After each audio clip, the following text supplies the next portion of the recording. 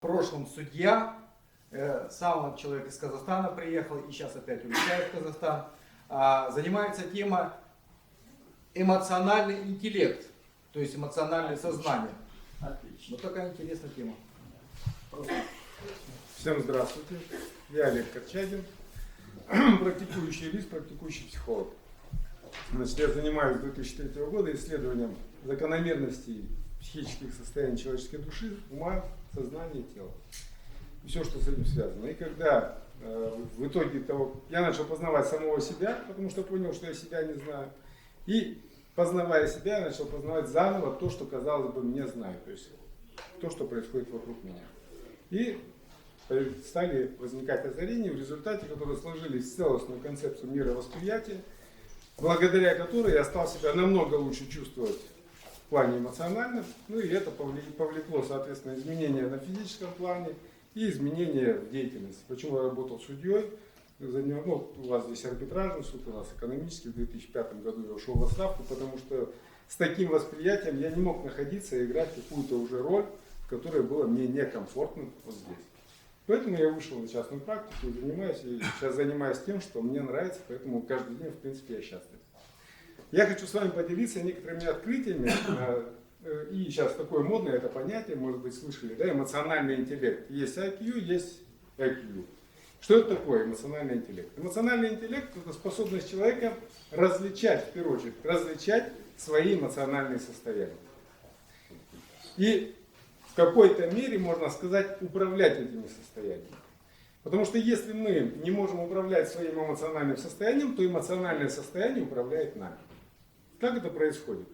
Если, допустим, вот я знаю, с чем вы не согласны, и сделаю сейчас то, с чем вы не согласны, у вас возникнет или осуждение, или гнев, да, в отношении меня.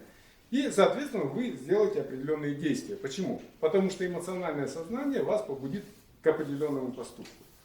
И таким образом, в принципе, людьми манипулируют. Если мы знаем, как человек среагирует определенным образом, и мы создаем такую ситуацию, человек среагировал, попал в свое эмоциональное состояние, потом можно ему показать следующую цель, и он в этом состоянии совершит те действия, которые нужны были тем, кто ввел вас в это состояние. Так управляют толпой. Сейчас я не буду вдаваться, потому что я понимаю, время ограничено. Сколько у меня минут, чтобы я мог рассчитать, потому что у меня много материала. Но я хочу дать вам самое ценное, что вот можно дать за это. 12. 12 минут, отлично. Первое, да, в эмоциональном интеллекте. Если мы говорим о том, что нужно различать эмоции. В первую очередь, для того, чтобы их различать, нужно понять, что значит быть в себе. Вот есть такое выражение. Я вышел из себя, да, и когда я вышел из себя, я сделал что-то, и когда я пришел в себя, думаю, если бы я не вышел из себя, я бы так не сделал. Кто сделал?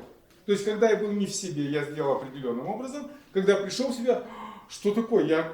Кто это, да? Есть такое понятие в юриспруденции состояние аффекта. Юриспруденция, психология. И если человек совершил даже убийство в состоянии аффекта, то его не привлекут к уголовной ответственности. Почему? Потому что он не ведал, что творил, не осознавал характер, причины своих действий. Что это значит? Давайте, все видели солнечное затмение, полное, да? Вот состояние аффекта – это полное затмение рассудка. Полное. И, соответственно, а частичное тогда что? Самое легкое состояние затмения человеческого сознания – это что? Это сомнение. Тень. Тень.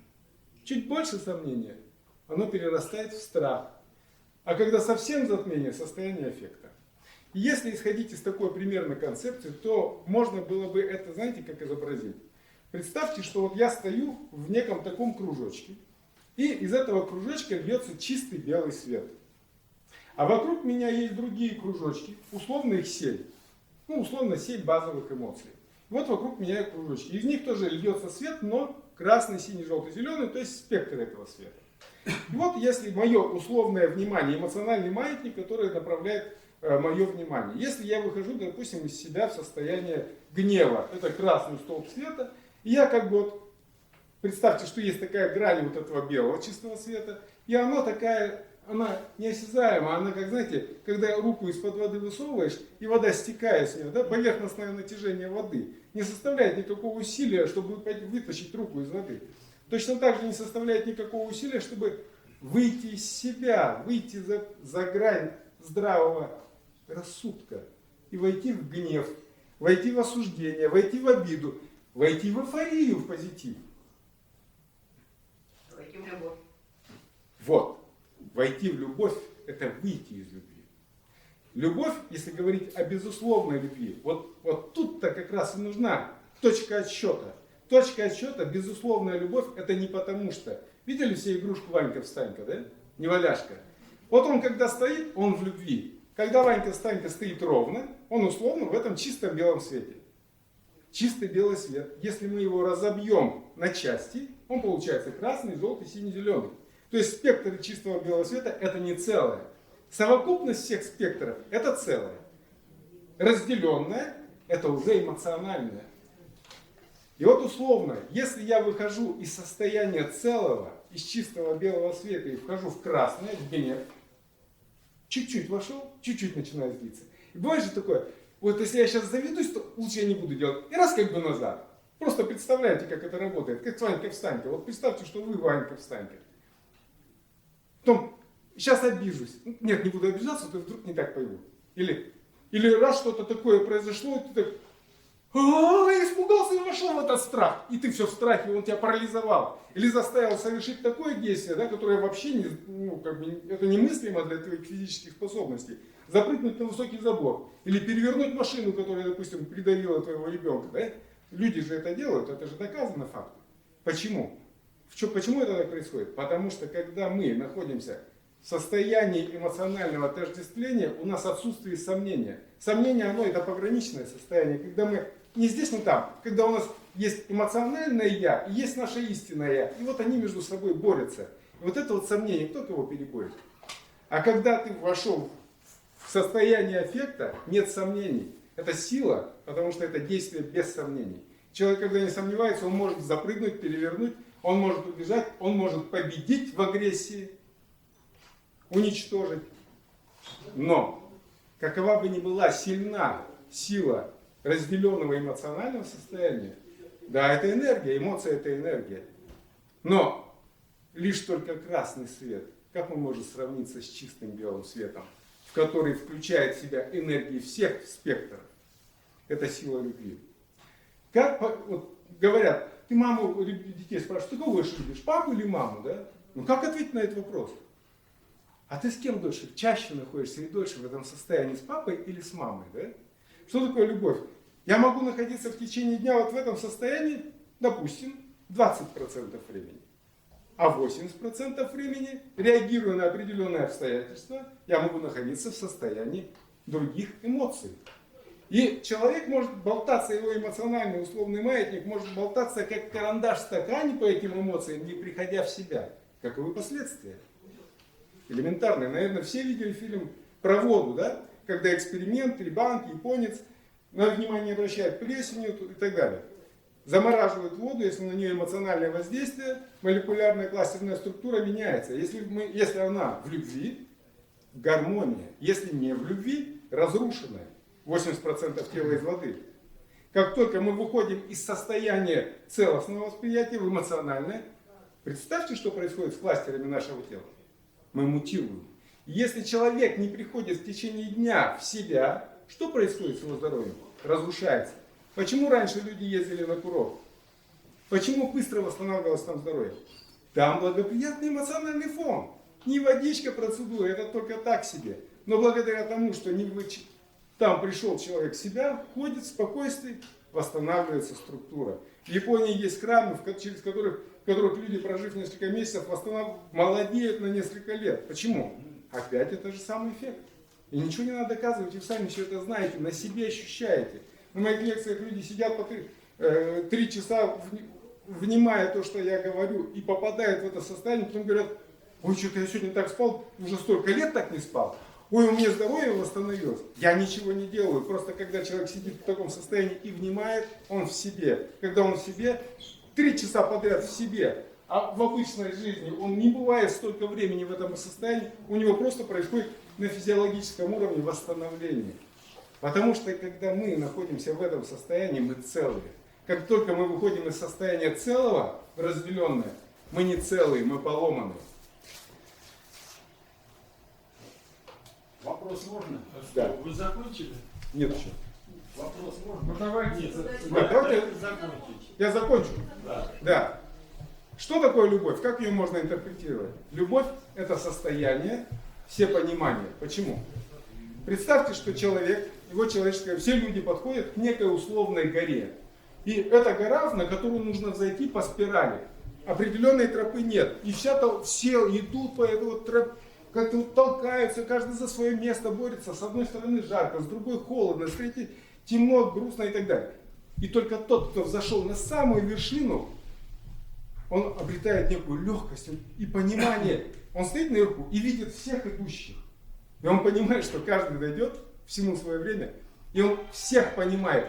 Он ни на кого не может обидеться, он никого не может осудить, потому что он прошел этот путь. И вот это вот состояние всепонимания, это и есть состояние безусловной любви. И мы периодически в него попадаем, когда обнимаем своих близких, да, и вот раз время растворяется. Все, вот это вот состояние любви. Как часто и долго мы там находимся. Как измерить качество жизни? Очень просто. Количеством, соотношением хорошего настроения на единицу времени. Если вы в течение 20% времени в течение дня находитесь в любви, 80% времени в любом, пожалуйста, вот ваше качество жизни. Если вы каждый день делаете что-то, что меняет это соотношение, это духовный рост, нет никакой горы. Это гора вашего состояния. Если ваш эмоциональный маятник болтается вот в такой амплитуде, вот выходя из себя, а вы постепенно делаете что-то, чтобы вот эта амплитуда уменьшалась, то мы попадаем в состояние условно высоких вибраций, вот в этот чистый белый свет. В нем тоже есть, в этом чистом белом свете тоже есть амплитуда. Печаль, когда мы понимаем, любовь, все понимание, когда мы понимаем, но не выходим из себя, не пытаемся оказать человеку медвежью услугу. Но как только у него получилось, мы радуемся, да? То есть плюс-минус. Но когда мы в самом пике, это состояние вдохновения, когда мы наполняемся энергией творчества, когда мы создаем то, чего еще никогда не было, когда мы делаем только что-то делаем, но делаем это так, как никто никогда не делал. Вот это творчество, это проявление любви. Что нужно делать для того, чтобы вот это соотношение менялось, чтобы качество жизни изменялось? Нужно менять свои оценочные суждения, которые мы сами себе сформировали. Причина всех эмоций одна единственная. Всех эмоций, которые выводят нас в состояние баланса. Несогласие. Причина несогласия одна единственная. Непонимание. Вот когда вы осуждаете, обижаетесь, злитесь, эйфория. Все время можно сказать, я не понимаю, почему так. Я не понимаю, почему со мной. Слушайте, если вы не понимаете, садитесь 2, урок не пройден. Разберитесь. Людям говорят, если ты не можешь изменить обстоятельства, поменяй отношения. Человек не знает, как поменять отношения. Да как я должен поменять отношения к этому гаду, да, который убивает сотни людей? Он не может человек, это невыполнимая задача поменять отношения. Но другая задача выполнимая. Разберись. Мы не понимаем только по одной причине. У нас недостаточно информации об этом обстоятельстве. Почему именно оно в моем поле восприятия и для меня? Почему Творец для меня его преподнес? Почему? Я вижу этот мир только вот этот. Никто не видит тот мир, который воспринимаю я. И никто его никогда не увидит. Я его вижу своим телом. Я его воспринимаю через свой опыт. И поэтому, если я чего-то не понимаю, я не понимаю замысел целого для меня. А он знает, для чего он мне уроки жизни преподносит. Но как только я понял, что происходит? Понимание, свет, знание. Непонимание, незнание, тьма, знание, свет. Если вы беспокоитесь, значит вы не понимаете. Вы не понимаете, значит у вас просто недостаточно информации. Разберитесь, для чего это для вас. Как только разберетесь, поймете, и отношение автоматически поменяется. Если вы каждый день меняете отношения, вот вы встаете утром с кроватки, и вокруг прошли. И вернулись на эту кроватку. И на вот этой вашей траектории повседневности есть такие крестики. Это те места, где вы беспокоитесь. Злитесь, осуждаете, боитесь и так далее. Как только вы дошли до этого, если вы вдруг испытали эмоцию, почувствовали, что вы вышли из себя, подвигайте ручки. Так, надо с этим разобраться. Выпустите этот пар, позвольте себе быть эмоциональным, не осуждайте себя за эмоции. И как только вы разберетесь, на следующий день вы на том же самом месте уже не споткнетесь. У вас будет хорошее настроение, вы будете смотреть в другую сторону, не вот под эти плевки, допустим, да? А там будет как раз какая-то афиша, номер телефона, И вы туда позвоните, оказывается, вы уже полгода не можете как бы найти это все. А оно вот перед вами на расстоянии вытянутой руки. И так поменяется ваша жизнь. И как только вы вычистите траекторию повседневности от каждого вот этого беспокойства, наступит эйфория. Но потом она пройдет. Вы привыкнете к этому прекрасному состоянию. И обнаружите, что есть еще более мелкие беспокойства. И с ними проработайте. И так по спирали вы подниметесь в гору своего прекрасного духовного состояния. Состояние безусловно любви.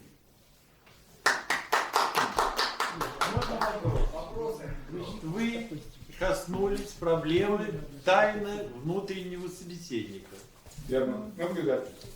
Собеседник. Вот это, про это вы как-то вообще ничего не сказали. Я очень ограничен в наблюдателе. Так хорошо. Следующий вопрос. Я Продолжение. вообще-то первый хотел задать вопрос. Продолжение вопроса. Нет, не надо. Я продолжение. сказал Задайте вопрос, сам получите себе, ты ответ. пойдешь и сделаешь. Кто такой я? И Послушайте, сказал вы вместо самому вопроса себе. начинаете выступать вечно. Задайте вопрос. и Я получите задал ответ. вопрос. Да ничего вопрос Если не Вы задайте. задали. разрушите себя гневом. Есть истинное я любви, есть ложное я эмоциональное. Каждое эмоциональное я определяет, оно самостоятельное сознание. У него есть свои желания, у него есть свои цели, свои понимания правильности и справедливости. И как только я пришел в себя, и вот это я, вот эти ложные я, они все стремятся выдать себя за истинное. Истинное я не борется с ложными. Почему? Потому что истинное я целое. Целое, рука, тело не будет бороться со своими пальцами, но каждый палец может я тело. Понимаете? Олег, благодарю вас, но вы так... Не надо, да? Вы все время Да что ж такое? Давайте потому что вы поменяем. сидите как председатель. Вы. Какой председатель? Вот, дайте возможность Якову Аркадьевичу. Мой вопрос очень простой. Значит, вы все время говорите об эмоциональном состоянии, как бы введя новое понятие. А скажите, пожалуйста, а что есть неэмоциональное состояние? То есть чему вы противопоставляете свое эмоциональное состояние? Любовь это тоже эмоциональное состояние. Любовь Но это, есть безусловно, эмоциональное главное состояние эмоциональное целое, и состояние. поэтому я привел пример со светом и спектрами. Это как некое образное восприятие, чтобы это понимать. Если бы было время, я объяснил это подробнее. Можно обобщить ваш Да. Первое, хотел сказать, смотрите-ка, индусы, например, да, просыпаются, встают рядом с кроватью и в первую очередь начинают с вращения тела вокруг своей оси. И потом только уже начинают двигаться. Второе, смотрите-ка, есть гора Аркаим, недалеко от города Сюгай. Я был. Были? Я сам с тех Я краев. могу уже уходить. И третье именно, смотрите-ка, третье именно. Смотрите-ка, я вот вижу то, что именно человеческое долголетие, и то, что, например, наши на Кавказе живут, я вижу это именно в гравитационной силе. То, что именно человек на горе ходит, он уже удаляется от центра Земли, и в результате там энергетика гораздо мощнее. И плюс к тому же именно кровь движется совершенно по-другому. И вот в этом я вижу долголетие. И то же самое, то, что вы сказали у японцев. А когда человек У лежит и японцев спит, куда девается гравитационное состояние? А извините, по всему телу ходит, это уже от головы до самых ног. Вопрос. А вы психкультуру Караваева знаете? Нет? Нет. Нет, не знаете. Вы привели пример Всё, Александр Ильич, это уже... Мне кажется, Чем привел пример? в Эквадоре люди более счастливы. Нет, Потому я не говорю, что в Эквадоре, вы сказали, люди выздоравливают, которые туда приезжают. Потому что там народ более такой Я сказал, в Японии есть монастыри, про Эквадор. я Да, вспомнил. правильно. Так, ну все, поблагодарим докладчика. Спасибо Я большое. особенно вас хочу благодарить, потому что я буду объяснять все то, чего вы не смогли сказать.